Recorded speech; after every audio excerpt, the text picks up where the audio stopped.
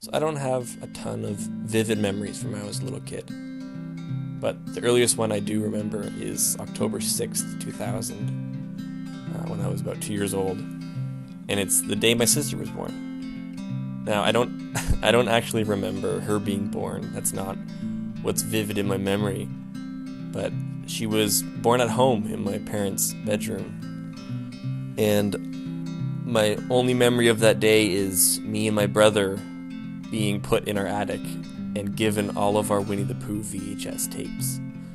And that was really special for me because we never really got to watch a lot of TV, and watching a movie was a special occasion. So being left alone to just go through our whole collection of Winnie the Pooh and the whole 100 Acre Wood was special. And for some reason that has stuck with me, that image of me and my brother in our attic just cycling through them on our little tube TV while my sister was being brought into this world one floor below.